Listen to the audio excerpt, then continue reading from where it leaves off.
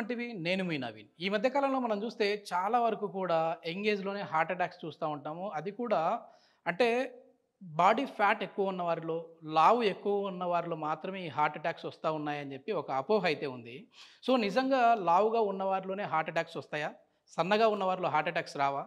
వీటిపై మనతో పూర్తి వివరణ ఇచ్చేందుకు మనతో ఉన్నారు డాక్టర్ కిరణ్ లక్కిరెడ్డి గారు. సార్ నమస్తే సార్. నమస్తే నవీన్ గారు. సార్ నేను ఇంట్రొడక్షన్‌లో చెప్పినట్టుగా లావు ఉన్న వాళ్ళకి హార్ట్ అటాక్స్ వస్తాయండి? సన్నగా ఉన్న వాళ్ళకి రావా? అలా అయితే ఏం లేదండి. బట్ ఇక్కడ చిన్న లాజిక్ ఉంటుంది. సో ప్రతి ఒక్కరిలోనూ హార్ట్ అటాక్ వచ్చే అవకాశం ఉంటుంది. లావు ఉన్న వాళ్ళలో కూడా వస్తుంది, సన్నగా ఉన్న వాళ్ళలో కూడా వస్తుంది. బట్ లావు అంటే ఒబెసిటీ, ఊబకాయం అంటాం. కానీ ఈ వీళ్ళలో డిసడ్వాంటేజ్ ఏంది? వీళ్ళలో కొంచెం ఎక్కువ వచ్చే అవకాశం ఉండొచ్చు. ఏంటి? ఎందువల్ల? దాన్నే మెటబాలిక్ సిండ్రోమ్ అంటాం. ఒబెసిటీ ఉన్న వాళ్ళలో ఎక్కువగా ఈ మెటబాలిక్ సిండ్రోము అనే కాన్సెప్ట్ ఉంటుందన్నమాట. ఏంటి మెటబాలిక్ సిండ్రోమ్ అంటే అబ్డామినల్ ఒబెసిటీ. అంటే మనకి ఇక్కడ పొట్టలోనే మాత్రం ఊబకాయం, ఇక్కడే కొవ్వు ఎక్కువ ఉండడం, అది ఒకటి. రెండోది హైపర్ టెన్షన్, బీపీ. వీళ్ళలో ఈ రిస్క్ ఫ్యాక్టర్స్, ఈ నాలుగైదు రిస్క్ ఫ్యాక్టర్స్ ఉంటాయన్నమాట ఇవంతా. సో దాన్ని కాంగ్లోమరేటే మెటబాలిక్ సిండ్రోమ్ అంటాం. Okay. So next blood pressure ఎక్కువ ఉండడం, లేదా షుగర్ అంటే pre hyper tension are hyper tension, border line ఉండొచ్చు, బీపీ ఎక్కువ ఉండొచ్చు. ప్రీ డయాబెటీస్ ఆర్ డయాబెటీస్ ఉండొచ్చు, ఫుల్ ఫ్లెడ్జ్ డయాబెటీస్ ఉండొచ్చు. వీళ్ళలో పూర్తిగా షుగర్ వచ్చేసి ఉంటుంది, లేదా అంచుల్లో ఉంటారు, షుగర్ వచ్చే అంచుల్లో. నెక్స్ట్ కొలెస్ట్రాల్ అబ్నార్మాలిటీస్ ఉంటాయి.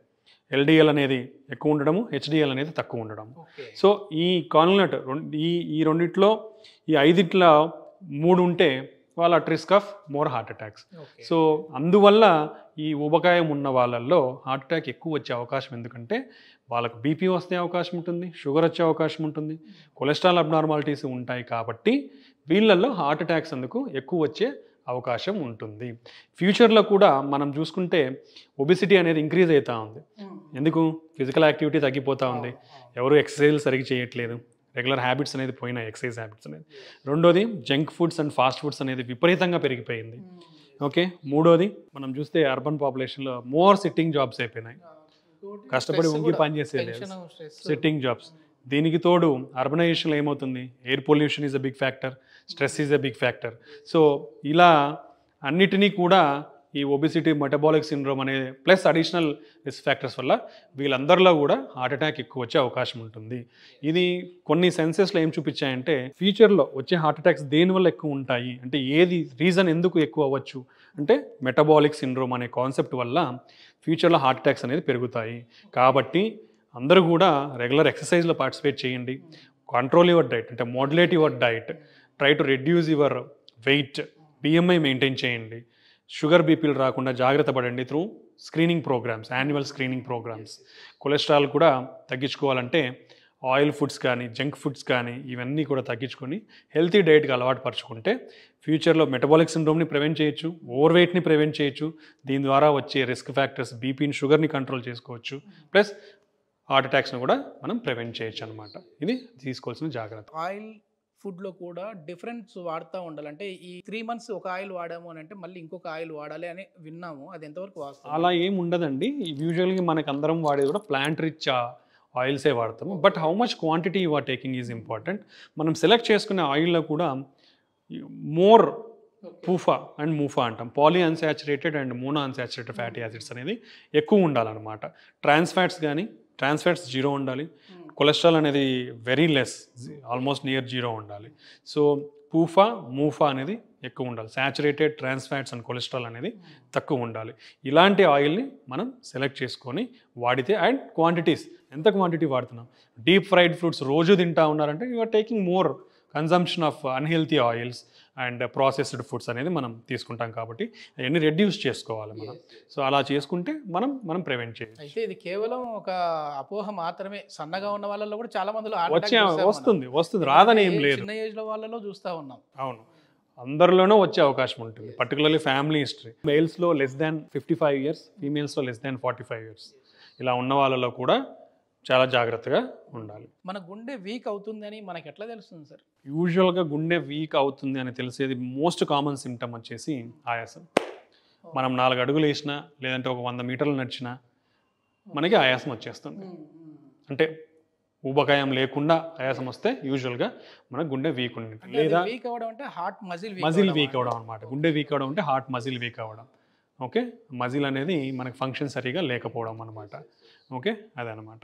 అలా కాకుండా ఒక్కొక్కసారి కాళ్ళవాపులు రావచ్చు. కాళ్ళవాపులు కూడా హార్ట్ ఫెయిల్యూర్ ఒక సైన్. లేదా సమ్టైమ్స్ కొందరు ఏమవుతుందంటే రాత్రిపూట పడుకుంటే ఆయాసం వచ్చి లేచి కూర్చుంటారు, అది కూడా ఒక సైన్. గుండె దడ ఉండొచ్చు. ఛాతీ నొప్పి యూజువల్గా మన బ్లడ్స్లో బ్లాక్స్ ఉంటే ఛాతీ నొప్పి వచ్చే అవకాశం ఉంటుంది. హార్ట్ అటాక్ వచ్చే ముందు సింటమ్స్ కొన్ని గురించి మనం మాట్లాడాలంటే ఏం చెప్పొచ్చు అంటే అందరికీ వచ్చే ముందు సిమ్టమ్స్ ఏముంటాయి అనేది అది వెరీ లెస్ కాన్సెప్ట్ అండి.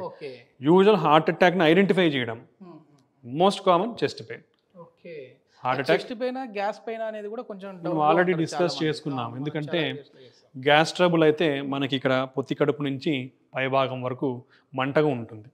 ఓకే, ప్లస్ తేపులు ఎక్కువ రావడము అనేది ఉంటుందన్నమాట. లేదంటే పొట్ట బరువుగా ఉండడము, ఇది యూజువల్గా గ్యాస్ ట్రబుల్ పెయిన్ ఉండే అవకాశం ఉంటుంది. ఓకే, నెక్స్ట్ కండరాల పెయిన్ అంటే మనకి ఇక్కడే పెయిన్ ఉంది సార్, ఇక్కడే ఉంది సార్ అని చూపిస్తారు, అది యూజువల్గా కండరాల పెయిన్ ఉండొచ్చు. అదే హార్ట్ పెయిన్ అంటే అబ్బా ఇక్కడ నస్తుంది, బరువుగా ఉంది, ఛాతి మీద ఏదో బరువు వేసినట్టుంది, ప్రెషర్ పడుతుంది నా గుండె మీద ఏదో అన్నట్లు ఉంటుంది. దాంతోపాటు చెమటలు పట్టడము, కొంచెం గాబరాగా ఉండే ఆయాసం ఉండడము, చెయ్యిని లాగడము, అంటే నొప్పితో పాటు ఇది లాగడం, అలా ఉంటే మనకు హార్ట్ పెయిన్ ఉన్నట్లు అనమాట. సార్ ఇప్పుడు హార్ట్ అటాక్ వచ్చిన వాళ్ళలో గుండె వీక్ అవుతుంది అంటే గుండె మజిల్ వీక్ అవుతుంది అని అంటూ ఉంటారు కదా, దాన్ని మళ్ళీ మనం రికవరీ చేయాలంటే, ఇంప్రూవ్ చేయాలంటే ఏం చేయాలంటారు? ఏమైనా ఫుడ్లో మార్పులు రావాలా లేకపోతే మెడిసిన్స్ ఏమైనా? యూజువల్గా మనం ఆల్రెడీ డిస్కస్ చేసాం, ప్రైమరీ యాంజియోప్లాస్టీ అనేది అక్యూట్ హార్ట్ అటాక్ వచ్చినప్పుడు అంటే వితిన్ 120 minutesలో ట్రీట్మెంట్ తీసుకోవడం.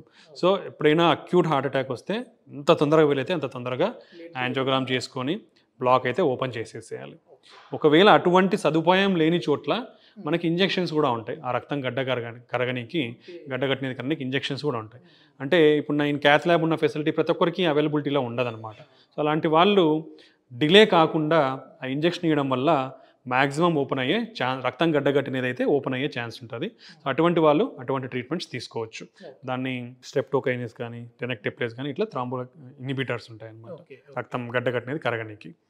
ఓకే, నెక్స్ట్ వచ్చేసి ఒకవేళ గుండె వీక్ అయింది అనుకోండి, మనము దాన్ని ఒకవేళ స్టంట్ వేయించుకున్నాము, గుండె అరౌండ్ దాన్ని కూడా గ్రేడ్ చేస్తాం, మోడరేట్గా వీక్ అయిందా, మైల్డ్గా వీక్ అయిందా, సివియర్గా వీక్ అయిందా అనేది. ఓకే, సో మైల్డ్గా వీక్ ఉంటే వాళ్ళకి మోస్ట్లీ ఏమీ పెద్ద సిమ్టమ్స్ ఉండకపోవచ్చు. ప్రతి దానికి కూడా ఒక స్టాండర్డ్ డ్రగ్స్ ఉన్నాయండి. మనకు 4 drugs అనేది చాలా ఇంపార్టెంట్. మనకి హార్ట్ ఫెయిల్యూర్లో 4 drugs అనేది చాలా ఇంపార్టెంట్. అవి డాక్టర్స్ కంపల్సరీ రాస్తారు. 4 classes ఆఫ్ డ్రగ్స్ ఉంటాయి. అవి కంపల్సరీ వాడుతున్నారా లేదా అనేది చెక్ చేసుకోవాలి.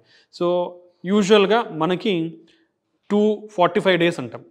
45 daysలో ఇంప్రూవ్మెంట్ అనేది కనపడాలి. 45 days. ఓకే, ఒకవేళ 45 daysలో ఇంప్రూవ్మెంట్ అనేది అంటే సివియర్గా హార్ట్ వీక్ ఉన్న వాళ్ళు మాత్రం 45 daysలో ఇంప్రూవ్మెంట్ లేదు అంటే లెస్ దాన్ 40 or 35 ఉంది మన హార్ట్ ఎజెక్షన్ ఫ్రాక్షన్ అంటాం, ఈ పంపింగ్ కెపాసిటీని లెస్ దాన్ 35% ఉంటే వాళ్ళకి సడన్ డెత్ ఉండే ఛాన్స్ ఉంటుంది. కాబట్టి ప్రైమరీ ప్రివెన్షన్ అంటే ఐసీడీస్ కానీ అంటే హార్ట్ రేట్ ఎక్కువ అయ్యే ఛాన్స్ ఉంటుంది అనమాట అలాంటి వారిలో.